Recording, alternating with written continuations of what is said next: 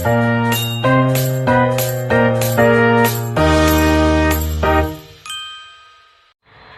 di sini saya akan memaparkan materi kelompok 4. A. Definisi dan prinsip utama konseling multibudaya. Konseling multibudaya didefinisikan sebagai pendekatan intervensi psikologis yang menempatkan keberagaman budaya sebagai komponen utama pendekatan. Ini menuntut konselor untuk mengembangkan kesadaran diri atas nilai dan bias budaya yang dimilikinya dan untuk mendapatkan pengetahuan mendalam mengenai budaya klien sehingga intervensi yang diberikan bersifat kontekstual dan responsif. Selain itu, menurut Ellis, beberapa prinsip yang mendasari konseling multibudaya antara lain yang pertama, kesadaran diri budaya, yaitu konseling harus mempertimbangkan norma, prinsip, dan keyakinan pribadi yang dapat mempengaruhi proses konseling. Yang kedua, penghargaan terhadap keberagaman. Konseling multibudaya mengakui bahwa setiap budaya memiliki keunikan tersendiri. Konselor harus menghargai perbedaan ini dan melihatnya sebagai sumber kekayaan dalam memahami pengalaman klien. Yang ketiga, pendekatan kontekstual.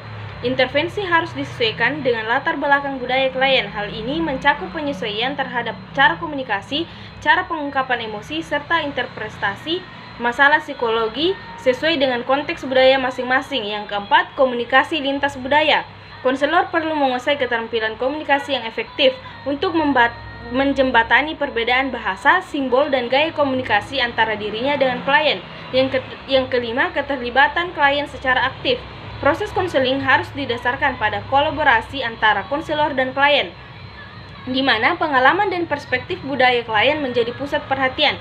Bagian B, kompetensi konselor dalam konseling multibudaya. Konseling lintas budaya menuntut konselor untuk memiliki kompetensi multikultural guna meningkatkan efektivitas layanan dan menghindari miskomunikasi. Kesadaran diri dalam konseling lintas budaya mencakup kemampuan konselor untuk mengenali bias, nilai, dan keyakinan pribadi yang dapat mempengaruhi interaksi dengan klien. Menurut Goleman, kesadaran diri terdiri dari 3 aspek. Yang pertama, emotional self-awareness. Yang kedua, accurate self-assessment. Yang ketiga, self-confidence.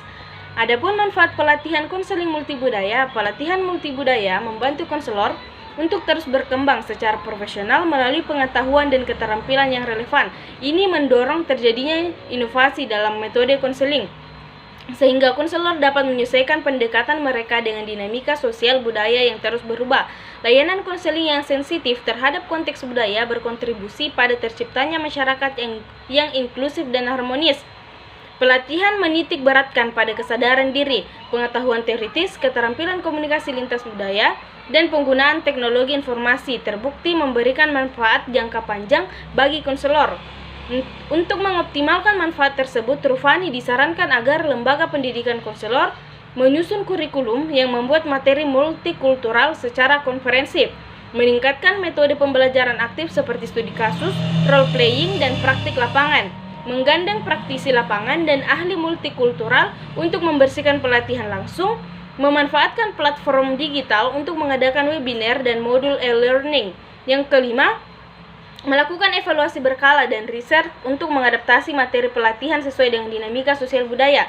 Selanjutnya, model dan metode pelatihan konseling multibudaya. Model pelatihan kompetensi calon konselor multikultural menurut Hardy terdiri berbagai komponen, termasuk kerangka kerja, tahapan, format, kurikulum, norma, peran pendidik, serta calon konselor dan evaluasi pelatihan.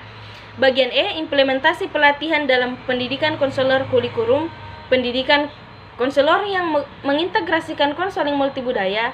Integrasi konseling multibudaya dalam kurikulum pendidikan konselor sangat penting untuk mempersiapkan mereka menghadapi berbagai budaya. Konselor perlu memahami bagaimana perbedaan budaya mempengaruhi cara individu berpikir, merasakan, dan bertindak. Menurut Berry 1999, konsep acculturation berperan dalam membantu individu beradaptasi dengan budaya baru tanpa kehilangan identitas asli mereka. Su 2016 menekankan pentingnya kepentingan budaya, termasuk pemahaman dinamika budaya, klien, dan kemampuan menyesuaikan teknik latar belakang budaya mereka. Yang pertama, pengenalan konsep multibudaya dalam konseling. Yang kedua, membangun kompetensi budaya konselor. Yang ketiga, integrasi teori dan praktik konseling yang sensitif terhadap budaya. Yang keempat, pengalaman lapangan dan refleksi diri. Yang kelima, pendidikan berkelanjutan dalam konseling multibudaya. Dengan mengintegrasikan konseling multibudaya ke dalam kurikulum pendidikan konselor, para konselor akan lebih siap dalam menangani klien dari latar belakang budaya yang beragam. Pendekatan ini akan menciptakan layanan konseling yang lebih inklusif, responsif, dan berkualitas bagi masyarakat. Program magang dan praktik lapangan dengan keberagaman klien untuk mempersiapkan pendidikan konseling untuk menghadapi berbagai klien di dunia nyata. Program magang dan praktik lapangan sangat penting. Sini saya akan memaparkan materi kelompok 5. A. Kasus konseling multibudaya. Kasus konseling multibudaya adalah proses bantuan konseling yang berfokus pada individu dengan latar belakang budaya yang berbeda, dengan mempertimbangkan kesensitifan terhadap berbagai aspek budaya, ras, suku, agama, jenis kelamin, orientasi sosial, status sosial ekonomi, dan pengalaman pribadi konseli. Tujuannya adalah agar konselor dapat memberikan bantuan yang relevan, efektif, dan sesuai dengan konteks budaya kliennya, serta membantu klien untuk menerima budaya sendiri dan menghargai budaya lain.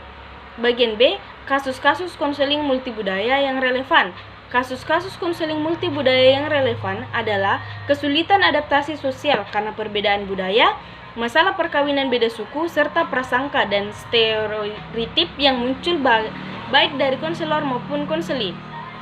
Contohnya, kasus konseling multibudaya, konflik komunikasi antar budaya, perkawinan beda suku, masalah sosial akibat perbedaan budaya, prasangka dan stereotip, kesulitan adaptasi sosial, hambatan belajar, pengembangan identitas budaya, dan peran konselor.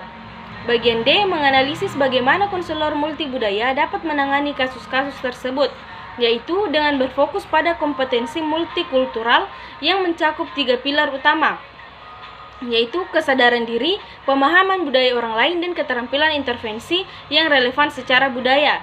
Bagian E, analisis penanganannya melibatkan strategi spesifik sebagai berikut. Yang pertama, pengembangan kesadaran diri konselor. Yang kedua, memahami latar belakang budaya klien. Yang ketiga, penggunaan pendekatan dan teknik yang sesuai. Dan yang terakhir, advokasi dan perhatian terhadap faktor sosial. Strategi untuk meningkatkan efektivitas konseling multibudaya dalam kasus-kasus tersebut yaitu melibatkan kombinasi pengembangan kompetensi kultural konselor dan penerapan pendekatan konseling yang peka budaya. Strategi untuk meningkatkan efektivitas konseling multibudaya melibatkan kombinasi pengembangan kompetensi kultural konselor dan penerapan pendekatan konseling yang peka budaya.